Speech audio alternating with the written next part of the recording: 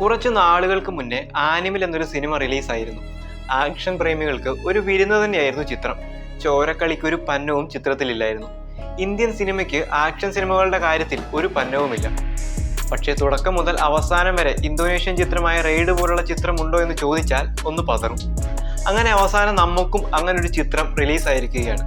പറഞ്ഞു വരുന്നത് കിൽ എന്ന ചിത്രത്തെക്കുറിച്ചാണ്. ഒരു ആക്ഷൻ സിനിമാ പ്രേമിയാണ് നിങ്ങളെങ്കിൽ ഈ ചിത്രം ഒരിക്കലും മിസ്സാക്കരുത്.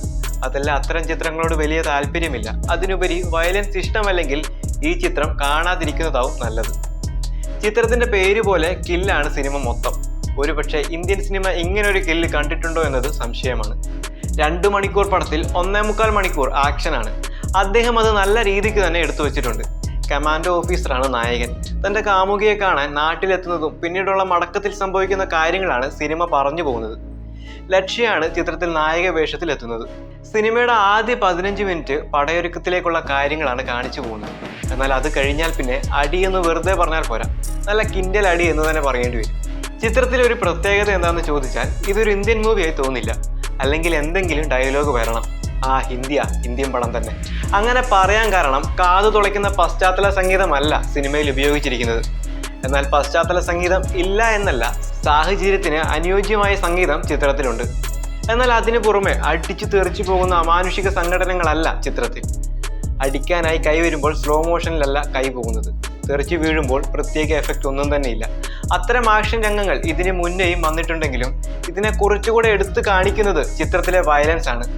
കൊറിയൻ സിനിമകളിലും ഇന്തോനേഷ്യൻ സിനിമകളിലും ഒക്കെ നമ്മൾ ഇമാതിരി വയലൻസ് കണ്ടു കാണും.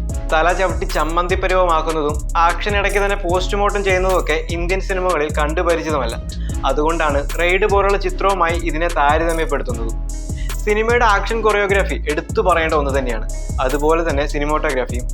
ഇത്രയൊക്കെ പറഞ്ഞാലും ഇതൊരു ഇന്ത്യൻ സിനിമയാണ്. നായകനെ കൊല്ലണമെങ്കിൽ കുറച്ച് കഷ്ടപ്പെടും.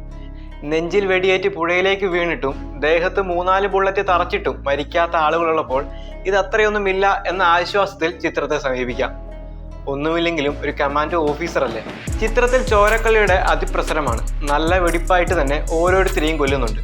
മനസ്സിന് ധൈര്യമില്ലാതെ വെറുമൊരു എ സർട്ടിഫിക്കറ്റ് പടമാണ് എന്ന് കരുതി സിനിമയെ സമീപിച്ചാൽ അത്തരം സിനിമകളോട് താല്പര്യമില്ലാത്തവർക്ക് 1.25 മണിക്കൂർ കണ്ണുപൂട്ടിയിരിക്കേണ്ടതായിട്ട് വരും.